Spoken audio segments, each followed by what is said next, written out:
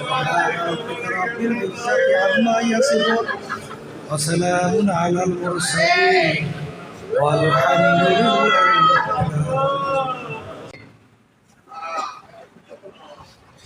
সাদিকিন বান্দাদের সঙ্গে এই মজলিসটাকে আল্লাহ রাসূল সাল্লাল্লাহু আলাইহি ওয়াসাল্লাম বলছেন বেহেশতের একটা বাগান। এই বেহেশতে বাগানের ভিতরে আমাদেরকে আসার বসার, তিনি আলোচনা করার, শোনার আল্লাহ তাওফিক দান করছেন। শুকরিয়া দান বলে আলহামদুলিল্লাহ।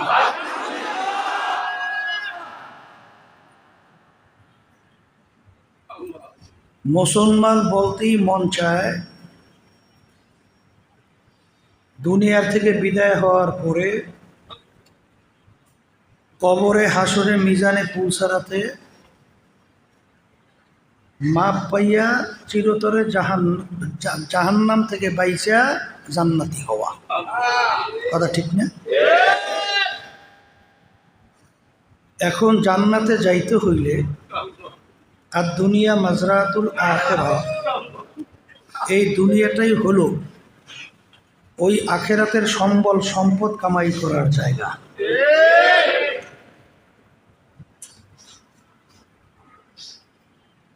কিতাবের ভিতরে আসছে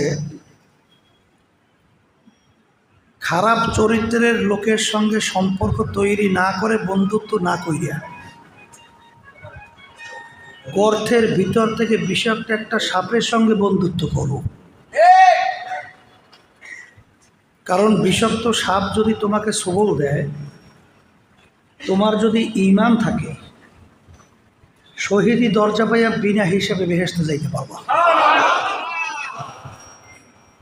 আর খারাপ চরিত্রে কোনো লোক যদি তোমাকে সবল দেয়,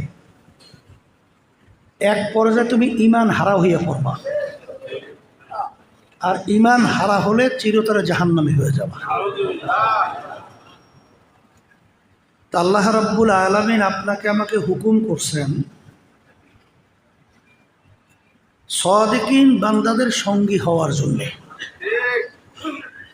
ইতিহাস পড়লে দেখবেন সাদিকিন বা ভালো মানুষের সংস্পর্শে যাওয়া না পর্যন্ত কেউ কোনোদিন ভালো হতে পারে নাই। আল্লামা জালালউদ্দিন রুমি রহমাতুল্লাহি আলাইহি বিশ্ববিখ্যাত একজন পরিচিত আলেম। তিনি বলছিলেন, খোদ বাখোদ মাওলানা রুমি না শোধ, তা গোলামের শামসুত তিবরিজি না শোধ। আমি রুমি ততক্ষণ পর্যন্ত রুমি হতে পারি নাই যতক্ষণ পর্যন্ত শামসুত তিবরিজির সংস্পর্শে তার সাগরে হতে পারিনি। তাহলে বোঝা গেল আমাদের এই তরিকার মুরব্বী রশিদ আহমদ গাঙ্গুহি রহমাতুল্লাহি আলাইহি, তার উপাধি ছিল কুতুবুল আলম। তার প্রায় 1 লক্ষর মতো হাদিস শুধু মুখস্থই ছিল।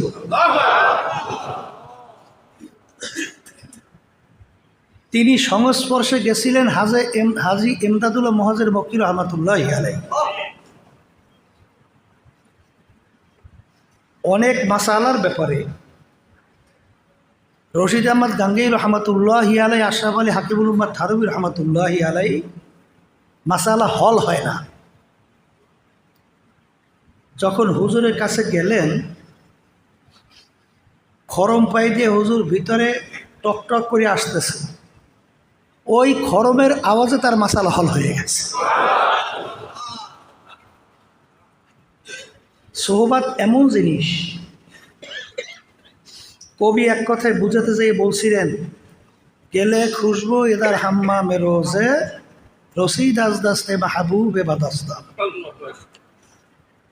মাটির চাকার থেকে গোলাপ ফুলের ঘেরান আসে। যদি জিজ্ঞেস করা হয় মাটির চাকা তুমি কিরকম মেশ আম্বা না কোনো গোলাপ ফুল না কি সুগন্ধি, পরিচয় দাও। মাটির চাকা উত্তর দেয়, আমি নিছক একটা মাটির চাকাই, কিন্তু আমার সঙ্গে একটা গোলাপ ফুল ফুইটা লাই গেছে। ওই গোলাপ ফুলের ঘ্রাণ আমার ভিতরে ঢুকতে ঢুকতে এখন আমি সাধারণ মাটির চাকা নাই, গোলাপ ফুলে পরিণত হয়েছি। এইভাবে হানজালা রাদিয়াল্লাহু তাআলা আনহু তাড়াহুড়া করে রওনা করছেন আল্লাহর হাবিবের সঙ্গে দেখা করবে সাল্লাল্লাহু আলাইহি ওয়াসাল্লাম। পথের মধ্যে ওমর ফারুক রাদিয়াল্লাহু তাআলা আনহুর সঙ্গে দেখা। ওমর রাদিয়াল্লাহু তাআলা আনহু বলতেছিল, ভাই হানজালা কোথায় রওনা করছো? আল্লাহ রাসূল সাল্লাল্লাহু আলাইহি ওয়াসাল্লামের সঙ্গে দেখা করার জন্য। কি ব্যাপার? বলে আমি হানজালা তো মুনাফিক হয়ে গেছি। বলে তুমি মুনাফিক হলা কিভাবে? বলে যখন আল্লাহর হাবিবের সামনে থাকি, তার দরবারে থাকি, তখন আমার দিলের যে অবস্থা থাকে মনে হয় যেন বেহেশত জাহান্নাম আমার সামনেই। কিন্তু যখন তার সোহবত থেকে দূরে আসি, বাড়িতে, রাস্তাঘাটে, বাজারে, তখন এই হালাত তো আর আমার থাকে না। তা আল্লাহ রসুলের সামনে থাকলে এক অবস্থা, বাহিরে গেলে আর এক অবস্থা। এটা একটা মুনাফিকি চরিত্র। এই সমস্যার জন্য আল্লাহ রসুলের কাছে যাইয়া বলবো কি সমাধান? ওমর রাদিয়াল্লাহু তাআলা বলতেছিলেন, ভাই হানজালা, যদি এই অবস্থা তুমি মুনাফিক হও, তাহলে আমিও তো ওমর মুনাফিক হয়ে গেছি, আমার তো একই অবস্থা। দুজন একত্রিত হয়ে যখন গেলেন, আল্লাহ রাসূল সাল্লাল্লাহু আলাইহি ওয়াসাল্লাম মিসকি দেখে হাসতে আছে, মিসকি মিসকি হাসে। ওমর, হানজালা কেন আসছো? আল্লাহ রাসূল সাল্লাল্লাহু আলাইহি ওয়াসাল্লাম, আমরা মুনাফিক হয়েছি। কেমনে? আপনার সামনে থাকলে এক অবস্থা, বাহিরে আর এক অবস্থা। বলে এটা তোমরা মুনাফিক হও নাই। আমরা সামনে থাকা অবস্থায় তোমাদের যে দিলের হালাত থাকে, এইটা যদি সব সময় থাকতো, ফেরেশতারা রাস্তায় তোমাদের পায়ের নিচে পাখা বিছিয়ে দিত। এই অবস্থা কোনো সময় থাকবেও না, কামনা করাও ঠিক না। তাহলে সোহবত এমন এক জিনিস, যারা সংস্পর্শে গেছে তাদের ভুক্তভোগী ছাড়া আলোচনা করে বোঝানো সম্ভব না। কথা ঠিক কি? উত্তরবঙ্গে গেছিলাম, এখন বর্তমানে মাহফিল করার অনেক বাধা নিষেধের শেষ নাই, তাই সেখানে আমাদের মাহফিল করতে দেবে না। এলাকার একজন খুব উল্লেখযোগ্য নামি দামি ব্যক্তি, সে বলতেছে, পিসে হুজুর চরমনায় মাহফিল আমি করাবই। ও নিজে ঝুঁকি নিয়ে মাহফিলের ব্যবস্থা করছে, আলহামদুলিল্লাহ। সে বলতেছিল স্টেজে মাইকের মধ্যে চরমনাই সম্পর্কে আলোচনা করতেছিল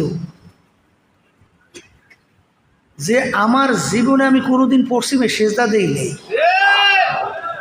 কিন্তু এই চরমনাই ময়দান আল্লাহ কবুল করার পরে যাওয়ার পরে ওই প্রথম জীবনে সেজদা দিছি পশ্চিম থেকে আল্লাহর সামনে। ওই থেকে আমার নামাজ শুরু করছে। জীবনেও সেজদা দেয় নাই। যখন ওখানে জাকিরিন, আল্লাহ ওয়ালা, সাদিকিনদের সঙ্গে যখন সংস্পর্শে গেছিল, তখন তার দেল পুরোপুরি ঘুইরা এখন আল্লাহ মুখী হয়ে গেছে।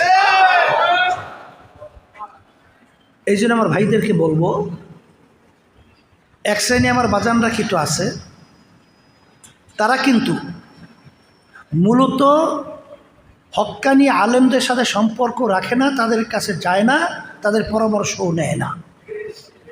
অনেকে একটু বোঝে বেশি, তো বেশি বুঝতে চালায়, চালাক কিন্তু ধরা খায় রাস্তায় রাস্তায়।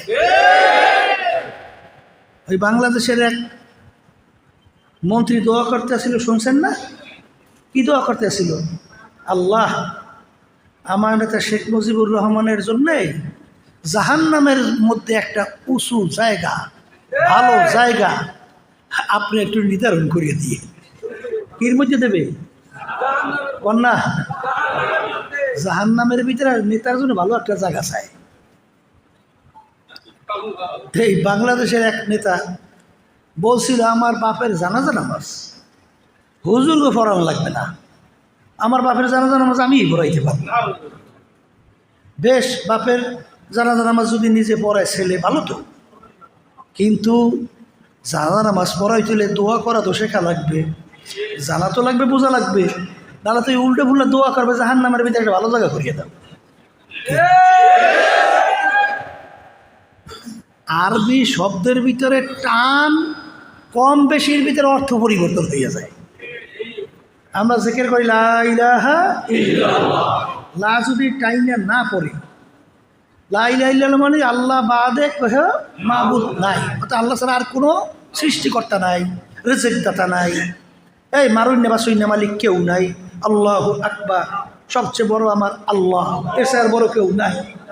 কি কিন্তু লা নাটাইনা যদি কেউ পড়ে, অর্থ হইবে আল্লাহ ছাড়া আরও মাবুদ আছে,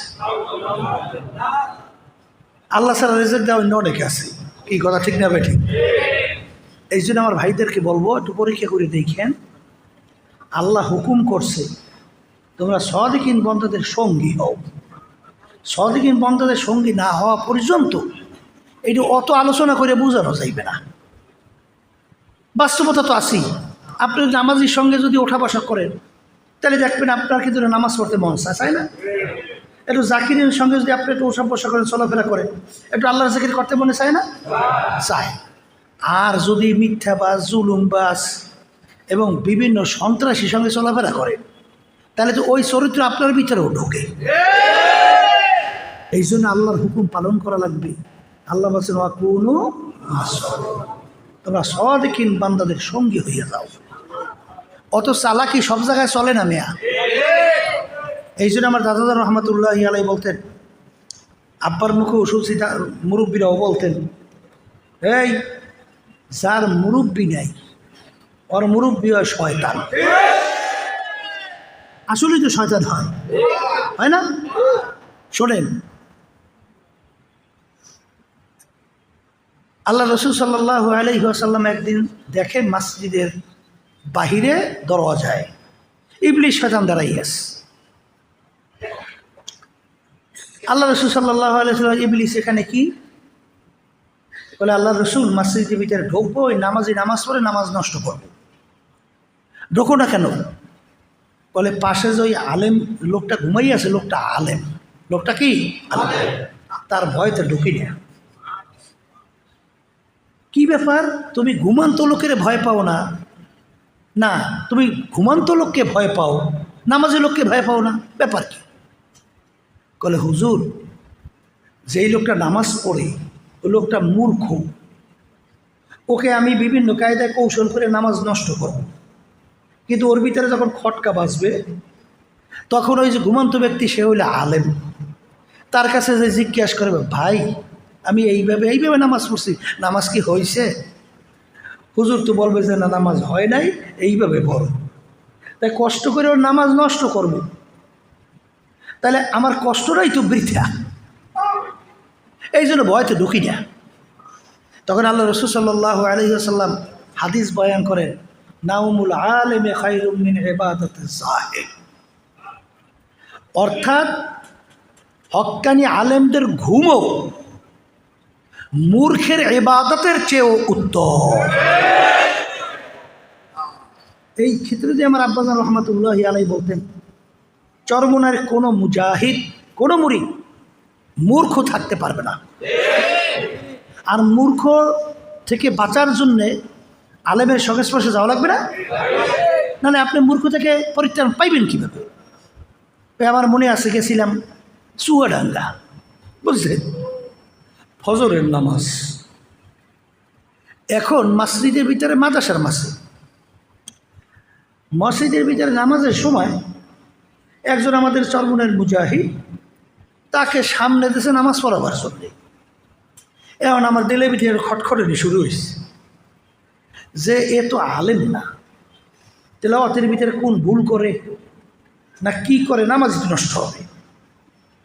কিন্তু আল্লাহর রহমতে যখন নামাজ শুরু করলো, এমন সুন্দর তেলাওয়াত, শুই না কলিজা ঠান্ডা হয়ে গেছে। আমাদের চরমনাইতে আমার অবস্থা, ওই সময় বিসি ফার্স্ট ক্লাস পেয়েছি, বড় অফিসার। কিন্তু এই অফিসার বড় দায়িত্ব পালন করতে যাইয়া দেখে বিভিন্ন কায়দায় দুর্নীতি করা লাগে, বিভিন্ন কায়দায় সমস্যা। আল্লাহ রকম নবীর তরিকা অনুযায়ী চলা যায় না। ওই চাকরি সাইরিয়া সর্বনাই মাদ্রাসায় যেই শিক্ষক হয়েছে, অঙ্কের শিক্ষক। আমিও স্যারের কাছে বসছি, বিএসসি স্যার। তার উপাধি দেশে আমাদের সর্বনাই যে শুনছি বিএসসি মুফতি। বিএসসি মুফতি বলছে, অর্থাৎ আল্লাহ তাকে এত এই দিনের উপরে জ্ঞান দান করছে, অনেক কঠিন কঠিন মাসালা স্যারের কাছে জিজ্ঞেস করলে টপ টপ করে বললে ফেলাইছে। এইটা হয়েছে কেমনে? সোহবাতের কারণে হয়েছে। এই কথা ঠিক না বে ঠিক? এই জন্য আমার ভাইদেরকে বলবো, পর্দা আলেম মা বোনরা যারা শুনতেছেন, আল্লাহ রাব্বুল আলামিনের হুকুম, তোমরা সাদিকিন বান্দাদের সঙ্গী হও। সাদিকিন বান্দাদের সঙ্গী হইলে কি উপকার হয়? সহবাতে সালেহ তোরা সালেহ কুনাদ, সহবাতে তালেহ তোরা তালেহ কুনাদ। এক জামানা সোহবাতে বা আউলিয়া, বেহতার সাদ সালে তাহাত বেরিয়া। 100 বছর আপনি নফল ইবাদত করবেন, যেই পরিমাণ 100 বছর নফল ইবাদতের পরে আপনি লাভবান হইবেন, অল্প সময়ের জন্য আপনি হক্কানি আলেমদের যদি সংস্পর্শে থাকেন, তার চেয়ে বেশি লাভবান হইতে পারবেন। এই জন্য আমার ভাইদেরকে বলবো, একটু পরীক্ষা করে দেখেন যে এই এলাকার ভিতরে অনেক আমার ভাইরা আছে যাদের কাছে আগে নামাজ ভালো লাগতো না, রোজা ভালো লাগতো না, আল্লাহর হুকুম নবীর তরিকা অনুযায়ী চলতে ভালো লাগতো না। এখন আল্লাহর হজর কোরআনে হুশ থাকতে, জীবন থাকতে 5 ওয়াক্ত নামাজ ছাড়তে পারে না। আছে না নাই? দেখবেন আগে বিভিন্ন জুলুমের ভিতরে লিপ্ত ছিল, আল্লাহর হজর করে এখন জুলুম ছাড়িয়ে দিচ্ছে। আগে বিভিন্ন মিথ্যার মধ্যে, বিভিন্ন ধোঁকাবাজি ষড়যন্ত্রের ভিতরে, চাঁদাবাজির ভিতরে বিভিন্ন কাজে লিপ্ত ছিল, এখন আল্লাহর মতো সব ছাড়িয়ে দিচ্ছে। হ্যাঁ, এইটা কী কারণে হয়েছে? সোহবতের কারণে। জোরে বলেন, কথা ঠিক না ভাই? ঠিক। এই জন্য আমার ভাইদেরকে বলবো, যদি ভালো হইতে চান আর যদি জাহান্নাম থেকে বাইসে জান্নাতে যাইতে চান, আল্লাহর এই হুকুম কিন্তু মানা লাগবে। আল্লাহর হুকুম না মানা পর্যন্ত আপনি কখনোই আপনার যে চিন্তা, লক্ষ্য, উদ্দেশ্য কখনোই পৌঁছতে পারবেন না। সম্ভব? তাহলে আল্লাহ বলছেন যে তোমরা সাদিকিন বান্দাদের সঙ্গী হও, আর আপনি হন নাই, তাহলে আপনি লক্ষ্যে পৌঁছবেন কীভাবে? কোনোদিন সম্ভব না। কি কথা ঠিক না? ঠিক। এই জন্য আমার ভাইদেরকে বলবো, বিশেষ করে পর্দা আলেম মা বোনরা যারা শুনতেছেন, একটু পরীক্ষামূলক দেখেন, সাদিকিন বান্দাদের সংস্পর্শে যাওয়ার পরে আপনার দিলের অবস্থানটা পরিবর্তন আল্লাহর ফজলে হবেই, কোনো সন্দেহ নাই।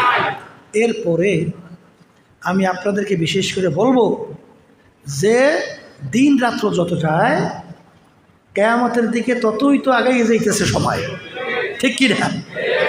আজকে বাংলাদেশের মধ্যেও দেখবেন অনেক মুসলমান সন্তান পর্যন্ত তাদের কাছে ইসলামের নীতি আদর্শ, তাদের কাছে আল্লাহ আল্লাহ রসুলের কথা ভালো লাগে না। কথা ঠিক না? ঠিক। তাদের কাছে এখন ভালো লাগে পাশ্চাত্যের বিজাতিদের কালচার, তাদের কাছে আজকে ভালো লাগে বিজাতিদের পাশ্চাত্যের নিয়ম নীতি আদর্শ আচারও। এটা কি ভালো লক্ষণ না খারাপ লক্ষণ? হ্যাঁ, আজকে ভালোই লাগছে। ওই যখন সংলাপ করছিলাম, আজকে শুনছেন না, আজকে সংলাপ করছিলাম, বিভিন্ন দলীয় নেতারা আসছিল, তা 2-1 কর্নেল বক্তব্য রাখছিল। এই তারা হইল রিটায়ার্ড পারসন, তারা বলতেছে যে আমার বলতে এত ভয় কিসে যে আমি একজন মুসলমান, আমি একজন মুসলমান, এই পরিচয় দিতে আমার দুর্বলতা কেন? হ্যাঁ, এই জন্য আমার ভাইদেরকে বলবো যে আমি সেদিনকারও কোন ছাত্রদের এক প্রোগ্রামে বলছিলাম না, কোন জায়গায় জানি, যে সর্বপ্রথম আমাদের গুরুত্ব দিতে হবে এবং পরিচয়টা আমার ভিতরে বদ্ধমূল করতে হবে যে আমি একজন মুসলমান। আর যখন আমি বলবো আমি মুসলমান, তখনই মুসলমানদের কোনো কাজ আছে না নাই? মুসলমান শব্দের অর্থ তো বোঝা লাগবে। মুসলমান একটা আরবি শব্দ। কি শব্দ? এই ইংরেজিতে বলা হয় সারেন্ডার। ইংরেজিতে কি? আর বাংলা অর্থ হলো আত্মসমর্পণ। এর নাম হলো মুসলমান। কথা ঠিক না ঠিক? আচ্ছা, আত্মসমর্পণ, সারেন্ডার, এই কার কাছে সারেন্ডার করবেন? আমরা ঈমান আনার সময় কি পড়ছিলাম? লা ইলাহা ইল্লাল্লাহু মুহাম্মাদুর রাসূলুল্লাহ লা মাকসুদা ইল্লাল্লাহ লা মাহবুবা ইল্লাল্লাহ লা মাশুকা ইল্লাল্লাহ লা ইলাহা ইল্লাল্লাহু মুহাম্মাদুর রাসূলুল্লাহ। কবি এক কথায় বুঝাতে দিয়ে বলছিলেন, হে মুসলমান, না আমেরিকা লা লন্ডন সে হুরফাত, না আমেরিকা লা লন্ডন সে হুরফাত, আমি মস্তে মদিনা কর খোদায়া। এ মুসলমান সন্তানেরা, আমাদের রাস্তা তো আমেরিকা লন্ডন বিজাতিদের কালচার এবং তাদের নীতি আদর্শ এবং তাদেরকে ফলো করা, এই রাস্তা আমাদের না। এই রাস্তা কি আমাদের? আমাদের রাস্তা হলো মদিনা শরীফ ঘুমাইয়া আছে, মুহাম্মাদুর রাসূলুল্লাহ সাল্লাল্লাহু আলাইহি ওয়াসাল্লাম। আমাদের রাস্তা হলো সেই আল্লাহর হাবিবের আনিত সেই নীতি আদর্শের রাস্তা। কথা ঠিক কিনা? মুসলমান দাবি করব ঠিকই, কিন্তু কাম মুসলমান করব না। কাম মুসলমান করব না। আমার দাদাজানের ক্যাসেটের বয়ানে শুনছিলাম, মুরব্বীরা অনেক সময় বলে, আচ্ছা আপনারা যারা মাহফিলে আসছেন, আপনাদেরকে যদি জিজ্ঞাসা করি আপনারা বেহেশতে যাইতে চান কে কে, জাহান্নাম থেকে বাঁচতে চান কে কে? আচ্ছা, একজনও বাদ আছে না? সবাই হাত উঠেছে, সবাই হাত উঠেছে না? এখন দাদাজান রহমাতুল্লাহি আলাইহি বলেন, মাশাআল্লাহ, আমি খুব খুশি হয়েছি, আলহামদুলিল্লাহ, আপনারা সবাই বেহেশতে যাবেন। এটা ভালো কথা না? কথা বলেন না কেন? না খারাপ কথা? এ আশাটা থাকা লাগবে না? কিন্তু বাজান, আপনাদের কাছে আমি একটা প্রশ্ন রাখলাম, আপনারা উত্তর দিয়ে। কি প্রশ্ন? আপনার বাড়ির পাশে হিন্দু হরিচরণ, নাম কি? হরিচরণও দাড়ি কামায়, তুমিও দাড়ি কামাও। হরিচরণ সুন্নাত তরিকায় চলে না, তুমিও সুন্নাত তরিকায় চলো না। হরিচরণ হিন্দুর বিবি পর্দা নাই, তোমারও বিবি পর্দা নাই। হরিচরণ হিন্দু পর্দা করে না, তুমিও পর্দা করো না। হরিচরণ কোনটা হারাম কোনটা হালাল এইটা তুমি পার্থক্য কইরা খায় না, চলে না। তুমিও পার্থক্য কইরা খাও না, চলো না। এক কথায় হরিচরণ মিথ্যাবাজি করে, জুলুমবাজি করে, চাঁদাবাজি করে, গুণ খুম অনেক কিছু যার দরকার তাই করে। হুবাহু ওই কাজটা তুমিও করো। এখন তোমার কাছে বিচার রাখলাম, হরিচরণ যখন নাকি তোমার বাড়ির পাশের মসজিদের মধ্যে মুয়াজ্জিন আল্লাহর পক্ষ থেকে যখন তোমাকে দাওয়াত দেয়, আসসালাতু খায়রুম মিনান নাওম, ঘুম হইতে নামাজ ভালো।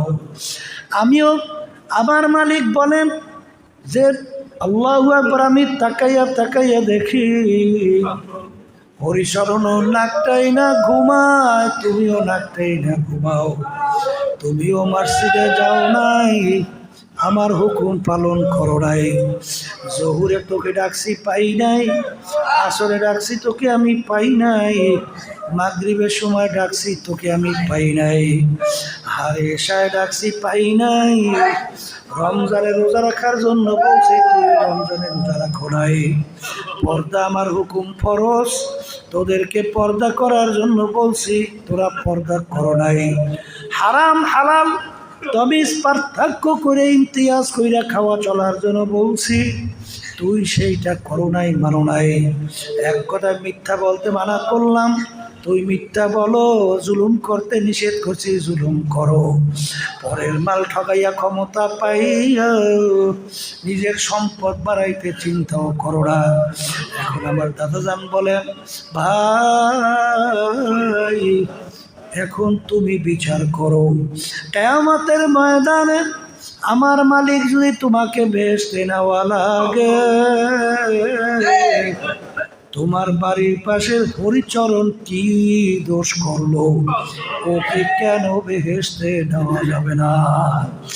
এই জন্য আমার বাজানদেরকে বলবো, পর্দার মা বোনদেরকে বলবো, বাজান দুনিয়া সম্পর্কে একটু মাঝে মাঝে একটু মোরাকাবা করো, আখিরাত সম্পর্কে একটু মোরাকাবা করো, অর্থাৎ চিন্তা করো। তারপর দুনিয়া থেকে বিদায় নিয়ে কবরে রওনা করো। কারণ হে কবরের যাত্রীরা, দুনিয়ার যে কোনো কাজের মধ্যে একবার নয়, দুইবার নয়, পাঁচবার যদি ঠগো, আবার ওই কাজের ভিতরে চেষ্টা করলে জিতবার আশা করা যায়। ম্যাজিস্ট্রেট কোর্টে কেস করে যদি ঠগো, জজ কোর্ট, হাইকোর্ট, সুপ্রিম কোর্ট, আন্তর্জাতিক কোর্ট, প্রেসিডেন্ট কোর্টের ভিতরে আপিল কইরা জিতবার আশা করা যায়। কিন্তু এই কবরের যাত্রীরা, তোমার আমার সামনে আখিরাতের 5টা মামলা ধার দিয়ে আছে। এই মামলায় যদি খোদা না খাস্তে একবার কেউ ঠইগা বস, আর দ্বিতীয়বার দুনিয়াতে আইসা আপিল কইরে জিতবার কিন্তু আর আশা নাই। এই জন্য আমার বাজানদেরকে বলবো, মাঝে মাঝে একটু চক্ষু বন্ধ করো, তারপর বিদায় নিয়ে কবরের দিকে